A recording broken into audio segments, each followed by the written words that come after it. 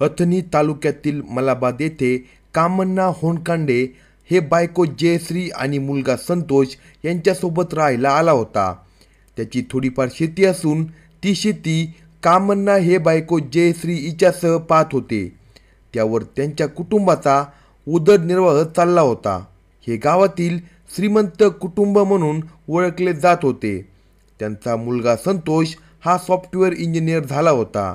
त्यांनी त्याच्या लग्नाची बोलणी चालू केली होती. नात्यातीलच रेणुका हिच्यासोबत संतोष याचा विवाह ठरला आणि 6 वर्षापूर्वी थाटामाटात त्या दोघांचे लग्न झाले. संतोष होनकांडे बेळगाव येथे एका कंपनीत सॉफ्टवेअर इंजिनियर म्हणून काम करत होता. तो आठवड्यातून 2दा गावाला येत होता. बघता बघता दिवस सरत चालले होते. संतोष आणि रेणुका यांच्या लग्नाला 6 वर्ष झाले तरी त्यांना अद्याप मूलबाळ झाले नव्हते. त्यामुळे घरात सासू सासरे यांची कुजबूज चालू होती. त्या दोघांनीही मूलबाळ होण्यासाठी दवाखाना केलेला होता. बरेच औषधोपचार केले होते. कुणी जे सांगेल तेही केले होते. परंतु रेणुका काही गर्भवती होण्याची चिन्हे दिसत नव्हते. रेणुकाला मूलबाळ होत नसल्याने तिच्या मागे सासू सासरे यांची नेहमी कटकट चालू झालेली होती.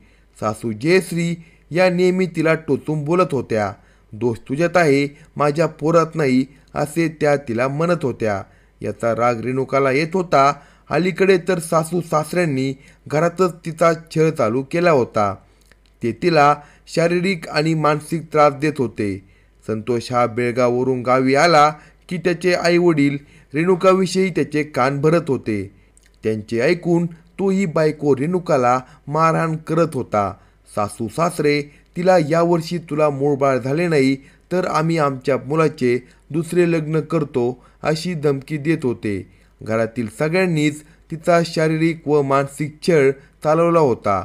तिने ही गोष्ट आपल्या माहेरी आईवडिलांना सांगितलेली होती. त्यांनी तिला धीर देत सांभाळून घेण्याचा सल्ला दिला होता.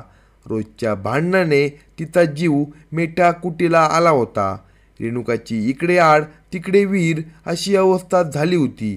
ती नवऱ्याच्या दुसऱ्या लग्नाला विरोध करत होती. काहीही करून नवऱ्याला दुसरे लग्न करून द्यायचे नाही असे तिने ठरवले होते. तर कोणत्याही परिस्थितीत संतोषचे दुसरे लग्न करायचेच असा घाट त्याच्या आईवडिलांनी केलेला होता. या दुसऱ्या लग्नाला रेणुका हिचा विरोध मोडून काढायचा असा विचार तिच्या सासू सासऱ्यांनी केला होता. त्यांच्या या विचारांशी संतोष यानेही होकार दिला होता. त्यालाही दुसऱ्या लग्नाची घाई झाली होती. रेणुकाचा दुसऱ्या लग्नात अडथळा होणार आहे हे माहीत असल्याने हा अडथळा कायमचा मार्गातून बाजूला करायचा असा विचार त्या तिघांनी केला. तिला मारायचे आणि अपघाताचा बनाव करायचा असा प्लॅन त्यांनी केला होता.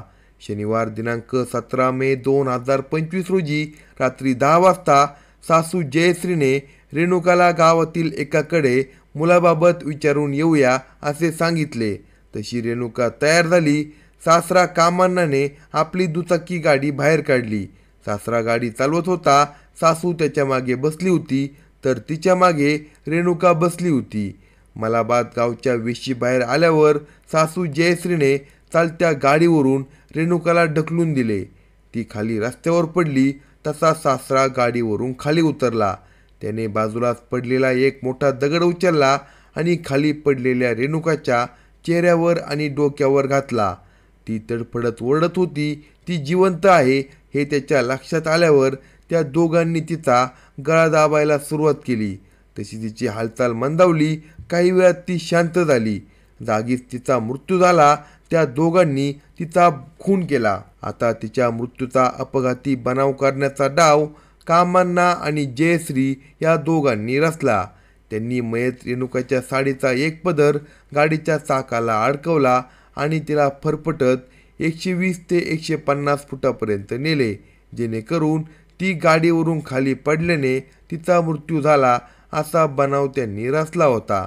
तिला तसेच रस्त्यावर सोडत ते रात्रीच्या अंधारात घराकडे परत आले. दुसऱ्या दिवशी सकाळी फिरायला येणाऱ्यांना रेणुका होनकांडे हिचा मृतदेह दिसला. तिच्या साडीचा पदर गाडीच्या चाकाला अडकलेला दिसत होता. तर तिला काही अंतरावर फरफटत नेल्याचे दिसत होते. या घटनेची माहिती मलाबाद गावात समजतात गावातील लोकांनी घटनास्थळी गर्दी केली. या घटनेची माहिती पोलीस पाटलांना समजताच त्यांनी घटनास्थळी येऊन पाहणी केली. या घटनेची माहिती अथणी पोलिसांना देताच पोलीसही तातडीने घटनास्थळी दाखल झाले. अथणी पोलिसांनी या घटनेची पाहणी केली असता त्यांना हा अपघात वाटत होता, पण अपघात झाला तर कुणीतरी दुसरा व्यक्ती गाडी चालवत असली पाहिजे अशी शंका त्यांना आली. ती व्यक्ती ही अपघातात बाजूलाच पडलेली असावी म्हणून शोध ते घेत होते, पण तसे कुणीच पोलिसांना सापडले नाही. पोलिसांनी पंचनामा करून या घटनेची माहिती घेतली. मयत रेणुका होनकांडे हिच्या सासरच्या लोकांना आणि माहेरच्या लोकांना या घटनेची माहिती देण्यात आली. घटनास्थळी वरिष्ठ पोलीस अधिकाऱ्यांनी भेट दिली. रेणुकाचे तिच्या नवऱ्यासोबत आणि सासू सासऱ्यांसोबत नेहमी वाद होत असल्याची माहिती तिच्या माहेरच्या लोकांकडून पोलिसांना मिळाली. इथेच अपघात वाटणारी घटना ही खुनात बदलली होती. या घटनेची माहिती मयत रेणुकाचे वडील हरीश मल्लिकार्जुन हराळी वय 55 यांनी अथणी पोलिसात देऊन रेणुकाचा अपघात झाला नसून तिच्या सासरच्या लोकांनी तिला मूल होत नसल्याने तिचा खूनच केला आहे अशी फिर्याद दाखल केली. या फिर्यादीवरून आणि त्यांच्या संशयावरून अथणी पोलिसांनी मयत रेणुकाचा नवरा संतोष होनकांडे, सासू जयश्री होनकांडे आणि सासरे कामण्णा होनकांडे यांना ताब्यात घेतले. त्या तिघांकडे चौकशी करत असताना ते पोलिसांना दिशाभूल करणारी माहिती देत होते. त्यांच्या बोलण्यामध्ये पोलिसांना विसंगती जाणवत होती. अखेर त्या तिघांना पोलिसी खाक्या दाखवतात रेणुका हिच्या डोक्यावर आणि चेहऱ्यावर दगड घातल्याचे सांगत तिच्या साडीने तिचा गळा दाबून खून केला. हा खून अपघात वाटावा म्हणून तिच्या साडीचा पदर गाडीच्या चाकाला गुंडाळून तिला 120 फुटापर्यंत फरफटत नेल्याचे त्यांनी कबूल केले. रेणुका संतोष होनकांडे वय 32 हिचा खून करून पुरावा नष्ट केल्याप्रकरणी तिचा नवरा संतोष कामण्णा होनकांडे वय 35, सासरा कामण्णा होनकांडे वय 58, सासू जयश्री होनकांडे वय 53 या तिघांविरुद्ध कलम 103 नुसार खुनाचा गुन्हा दाखल करून त्या तिघांना अटक करण्यात आली. पोलीस कोठडी दरम्यान गुन्ह्यातील 2 व्हीलर आणि दगड जप्त केला आहे. या घटनेचा पुढील तपास अथणी पोलीस टीम करत आहे. अशाच नवनवीन क्राईम स्टोरी ऐकण्यासाठी कलम 302 या मराठी चॅनलला सबस्क्राईब करा आणि आपल्या प्रतिक्रिया कमेंट बॉक्समध्ये कळवा.